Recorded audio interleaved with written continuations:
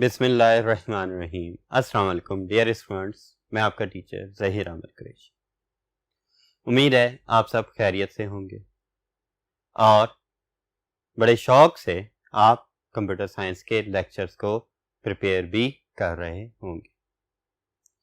Last lecture में हमने types of system software का टॉपिक स्टार्ट किया था और उसमें टू टाइप्स को device drivers and utility software को डिस्कस किया। आज का हमारा लेक्चर उसी टॉपिक की कंटिन्यूटी है जिसके अंदर हम operating system and language translator को डिस्कस करेंगे। बेटा, ऑपरेटिंग सिस्टम के हवाले से ये बताता चलूं कि आपके कंप्यूटर सिस्टम के अंदर बाकी सॉफ्टवेयर से पहले ऑपरेटिंग सिस्टम का होना लाजमी है। अगर आपके कंप्यूटर के अंदर ऑपरेटिंग सिस्टम मौजूद नहीं है तो आप कोई भी टास्क परफॉर्म नहीं कर सकते।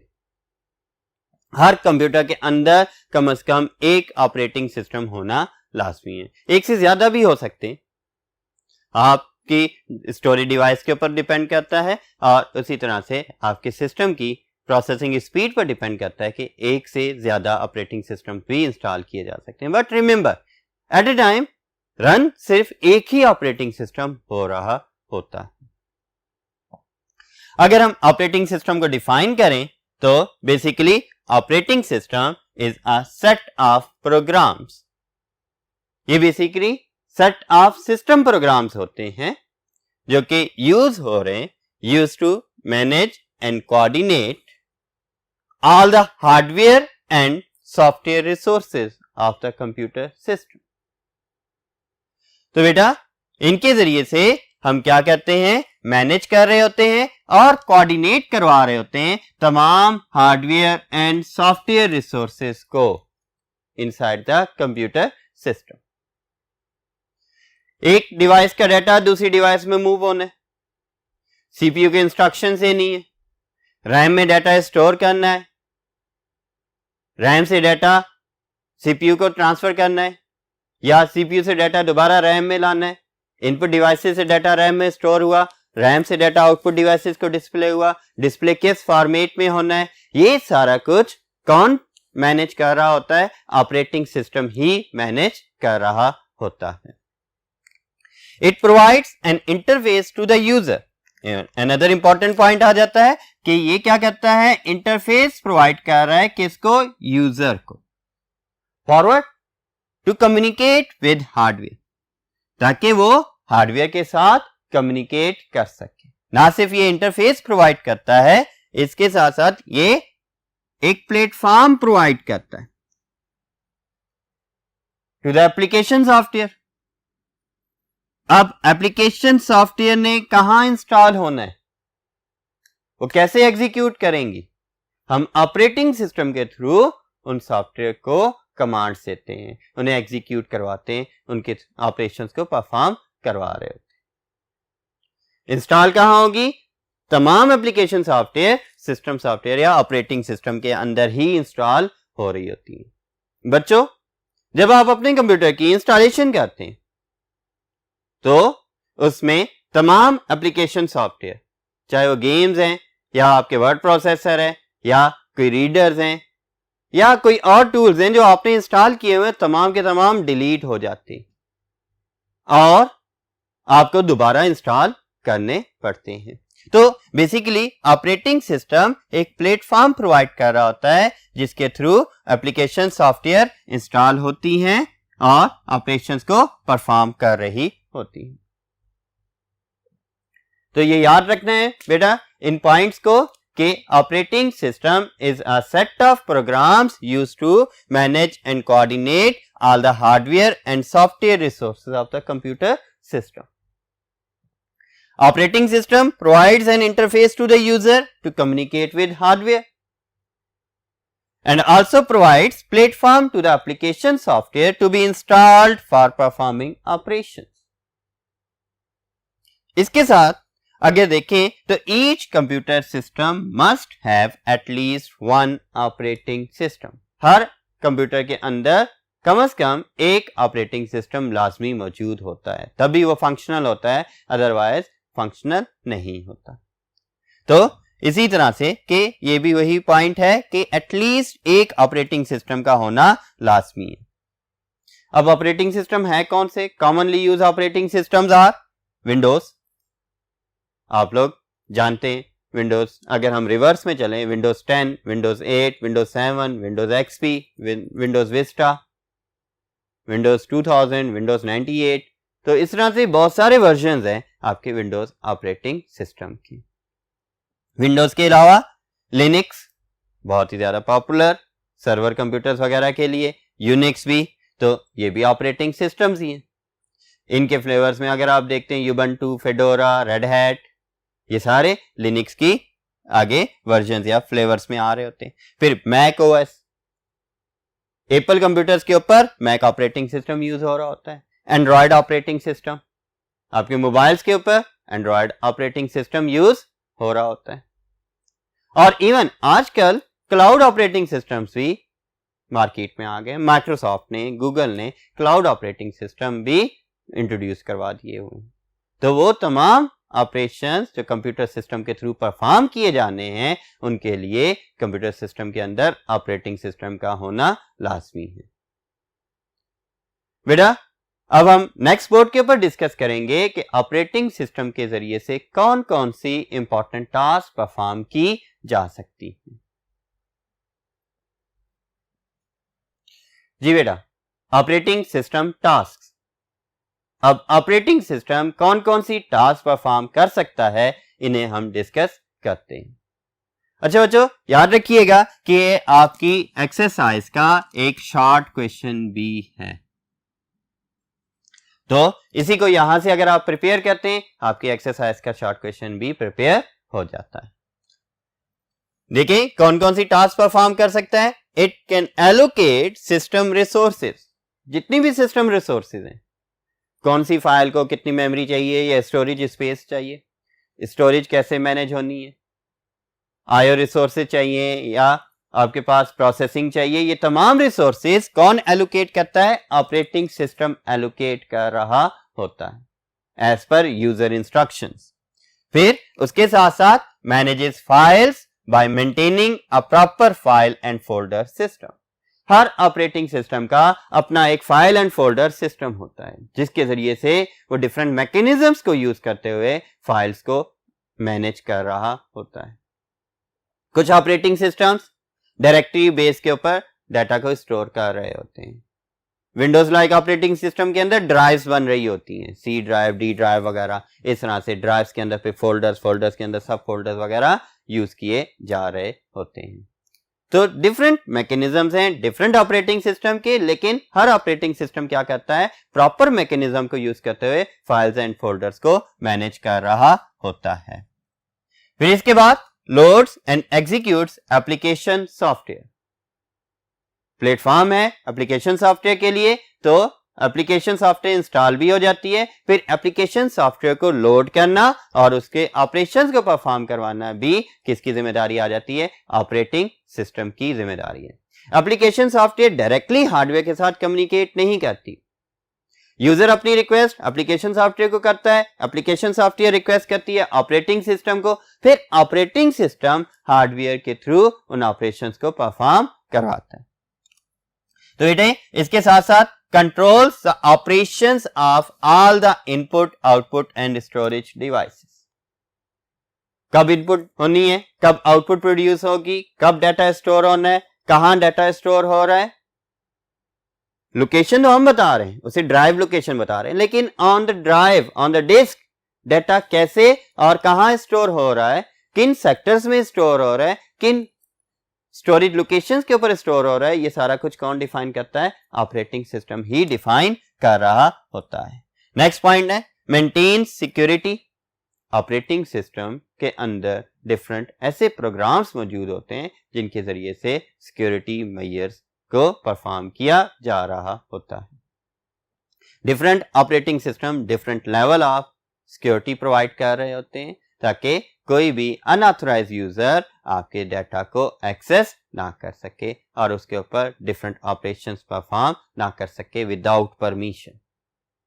डिफरेंट यूजर लेवल्स डिफाइन किए जाते हैं, उन यूजर्स को डिफरेंट ऑथेंटिकेशंस प्रोवाइड की जा रही होती हैं बाय यूजिंग ऑपरेटिंग सिस्टम। इसके बाद कंट्रोल्स नेटवर्क ऑपरेशंस। आजकल जितने भी ऑपरेटिंग सिस्टम्स हैं वो मल्टी यूजर ऑपरेटिंग सिस्टम्स होते हैं।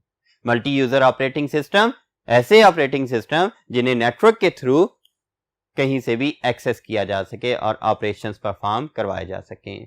ऐसे ऑपरेटिंग सिस्टम जिनके ऊपर एक से ज्यादा यूजर्स ऑपरेशन परफॉर्म कर सकें, तो उनके तमाम ऑपरेशंस को जो कि नेटवर्क से रिलेटेड होते हैं वो भी ऑपरेटिंग सिस्टम ही मैनेज कर रहा होता है। It provides user interface. अब यूजर इंटरफेस यूजर ने कैसे हार्डवेयर के साथ कम्युनिकेट करना है, ये भी कौन प्रोवाइड कर रहा होता है? ऑपरेटिंग सिस्टम ही प्रोवाइड कर रहा होता है। टू टाइप्स ऑफ इंटरफेस आ जाती हैं। एक इंटरफेस आ जाती है आपके पास कमांड लाइन इंटरफेस CLI, और दूसरी इंटरफेस आ जाती है ग्राफिकल यूजर इंटरफेस जो कि विंडोज लाइक है, और कमांड लाइन इंटरफेस जो कि डॉस की इंटरफेस होती है। तो इस तरह की इंटरफेसेस भी ऑपरेटिंग सिस्टम ही प्रोवाइड कर रहा होता है। सो बच्चों, आपके पास ये थी कुछ इंपॉर्टेंट टास्क जो एक ऑपरेटिंग सिस्टम प्रोवाइड कर रहा होता है, परफॉर्म कर रहा होता है, और ये आपका एक बहुत इंपॉर्टेंट शॉर्ट क्वेश्चन भी कंसिडर किया जाता है। अब हम डिस्कस करते हैं लैंग्वेज ट्रांसलेटर और प्रोसेसर्स। बेटा another type of system software. अब देखें, दो तरह की इंस्ट्रक्शंस हैं। एक वो इंस्ट्रक्शंस हैं जो यूजर प्रोवाइड कर रहा है कंप्यूटर को। कंप्यूटर उन इंस्ट्रक्शंस को डायरेक्टली एग्जीक्यूट नहीं कर सकता क्योंकि कंप्यूटर बाइनरी लैंग्वेज अंडरस्टैंड करता है, और हम जब इंस्ट्रक्शंस लिख रहे हैं, हम जो सॉफ्टवेयर बना रहे हैं, वो बाइनरी लैंग्वेज के अंदर नहीं होती, वो तो ह्यूमन अंडरस्टैंडेबल फॉर्म में होती है, इंग्लिश लाइक लैंग्वेज के अंदर होती है। तो ऐसी लैंग्वेज कोड को कन्वर्ट करने के लिए जो सॉफ्टवेयर यूज हो रही होती है वो क्या कहलाती है? लैंग्वेज ट्रांसलेटर और प्रोसेसर कहलाती है। बेटा इसको डिफाइन करते हैं। It is a type of system software, it is used to convert और ट्रांसलेट, क्या कि ये कन्वर्ट या ट्रांसलेट करने के लिए यूज होता है कंप्यूटर प्रोग्राम्स। अब computer programs set of instructions है जो कि प्रोग्रामर्स ने लिखी होती हैं, और उन सेट ऑफ इंस्ट्रक्शंस को सोर्स कोड भी कहा जाता है। और कंप्यूटर प्रोग्राम्स को प्रोग्रामर किस तरह लिखेगा? Bye using high level languages. ऐसी लैंग्वेजेस जिन्हें प्रोग्रामर या यूजर आसानी से अंडरस्टैंड कर सकता है और उसके अंदर आसानी से प्रोग्राम्स लिख सकता है, वो हाई लेवल लैंग्वेजेस होती हैं। तो उनमें लिखा गया कोड को कन्वर्ट करता है language translator into machine language, जो कि मशीन की अंडरस्टैंडेबल फॉर्म में लैंग्वेज होती है। यानी वो कोड कौन सा? Binary code. Computer digital computers हैं, इस वजह से उनमें जो कोड बनता है जिसे कंप्यूटर डायरेक्टली एग्जीक्यूट कर सकता है उसे बाइनरी कोड कहते हैं, 0-1 का कोड कहते हैं, या इन अदर वर्ड्स उसे मशीन कोड भी कहा जाता है। Computer programs are written by using high level languages. जो कि कंप्यूटर प्रोग्राम्स हैं वो हाई लेवल लैंग्वेजेस को यूज करके लिखे जाते हैं, जो कि ह्यूमन अंडरस्टैंडेबल लैंग्वेजेस होती हैं।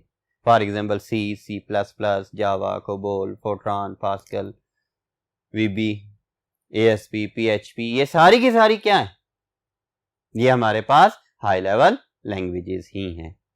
इनके अंदर लिखा गया कोड कन्वर्ट करता है language translator into binary code ताकि कंप्यूटर सिस्टम उसे आसानी से एग्जीक्यूट कर सके। तो बेटा हर कंप्यूटर के अंदर ऑपरेटिंग सिस्टम के साथ साथ लैंग्वेज ट्रांसलेटर भी मौजूद होता है। अब हम इसकी टाइप्स को डिस्कस करते हैं ऑन नेक्स्ट बोर्ड।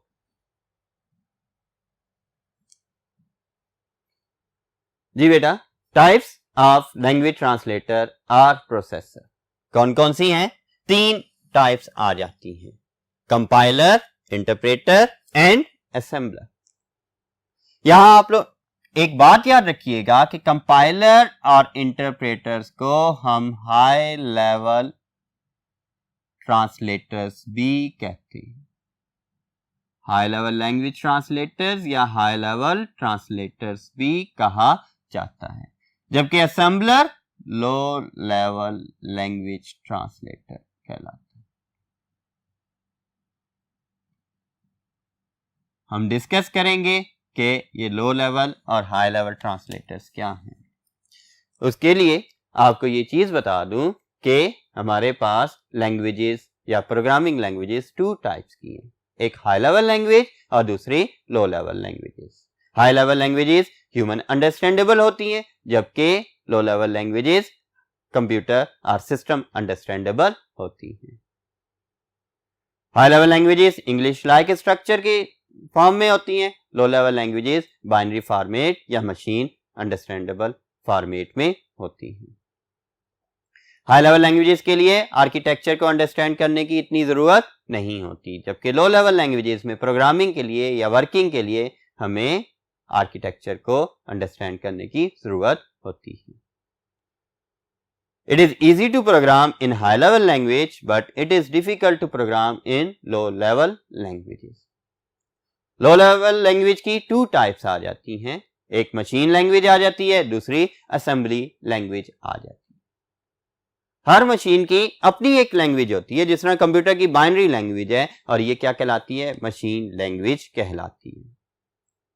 और डिफरेंट टाइप ऑफ कंप्यूटर्स हैं तो उनकी मशीन लैंग्वेज भी डिफरेंट होती है। लेकिन असेंबली लैंग्वेज की अगर हम बात करें तो assembly language basically language of symbols भी कहलाती है, जिसके अंदर शॉर्ट फ्रेजेस या सिंबल्स को यूज किया जा रहा होता है और उन्हें निमोनिक्स भी कहते हैं। निमोनिक्स के जरिए या उन सिंबल्स के जरिए से हम डिफरेंट बाइनरी डाटा को रिप्रेजेंट करते हैं और उसे अंडरस्टैंड कर सकते हैं। इसके जरिए से डिवाइस ड्राइवर्स प्रोग्राम किए जाते हैं। सो असेंबलर क्या है? लो लेवल लैंग्वेज ट्रांसलेटर है, जो कि असेंबली कोड को मशीन कोड में कन्वर्ट करता है, जबकि कंपाइलर और इंटरप्रेटर हाई लेवल ट्रांसलेटर्स हैं, क्योंकि ये हाई लेवल लैंग्वेज कोड को या सोर्स कोड जो कि लिखा गया होता है उसे मशीन कोड में कन्वर्ट कर रहे होते हैं। तो बेटा कंपाइलर के बारे में अगर हम डिस्कस करें तो कंपाइलर ने क्या करना है? ट्रांसलेशन करनी है। किसमें? सोर्स कोड से मशीन कोड में। लेकिन कंपाइलर पहले क्या करेगा? सोर्स कोड को कन्वर्ट करता है ऑब्जेक्ट कोड में और एक अलग से फाइल क्रिएट कर देता है और उस फाइल को ऑब्जेक्ट फाइल कहा जाता है। अब जब भी एग्जीक्यूशन परफॉर्म करनी कंप्यूटर सिस्टम ने, वो क्या करता है? वो उस ऑब्जेक्ट कोड को ट्रांसलेट करता है मशीन कोड में। ऑब्जेक्ट कोड भी बेसिकली बाइनरी कोड होता है, वो उसे मशीन स्पेसिफिक कोड के अंदर ट्रांसलेट करके एग्जीक्यूट कर देता है। तो ये टू स्टेजेस के अंदर अपने ऑपरेशंस को परफॉर्म करता है कंपाइलर, कि ये सोर्स कोड को पहले ऑब्जेक्ट कोड में कन्वर्ट करता है, फिर ऑब्जेक्ट कोड किस में कन्वर्ट होता है? मशीन कोड के अंदर कन्वर्ट हो रहा होता है। बेसिकली कंपाइलर एक हाई लेवल लैंग्वेज ट्रांसलेटर है। ये यूज होता है कन्वर्ट करने के लिए सोर्स कोड को ऑब्जेक्ट कोड में, और किस तरह से? एज अ होल पूरे कोड को चेक करेगा कि कोई एरर्स तो नहीं है। अगर कोई एरर्स नहीं है तो वो कंप्लीटली उस कोड को ट्रांसलेट करके एक ऑब्जेक्ट कोड बना देगा।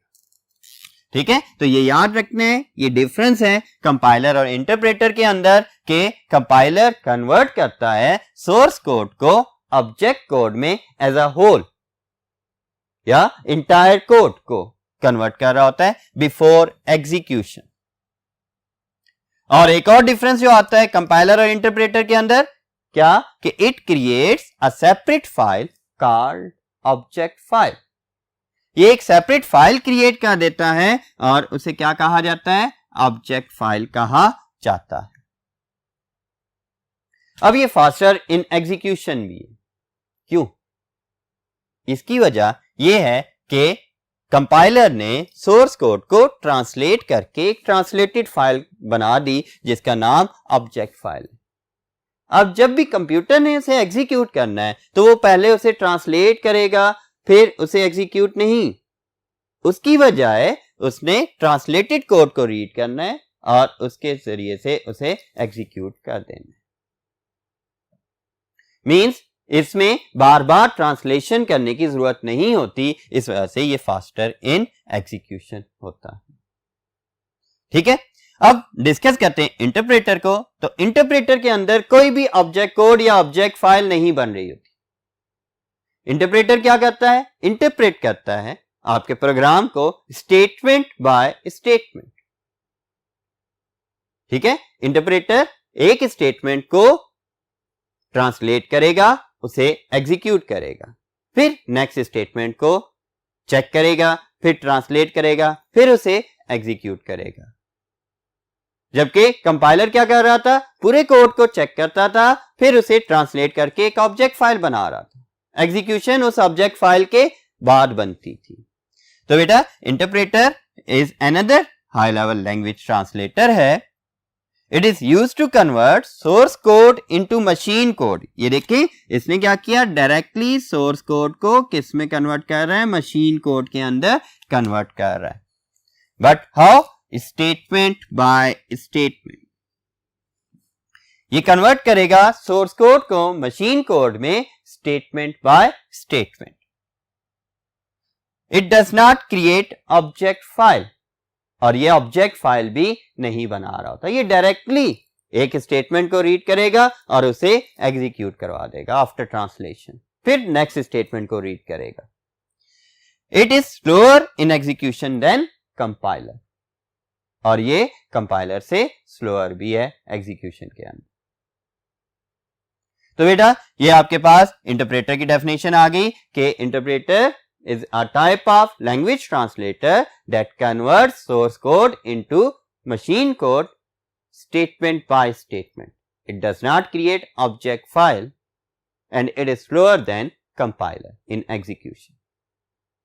बेटा ये दोनों थे हाई लेवल लैंग्वेज ट्रांसलेटर्स। अब हम लो लेवल लैंग्वेज ट्रांसलेटर जो कि असेंबलर है उसे डिस्कस करेंगे ऑन फर्स्ट बोर्ड।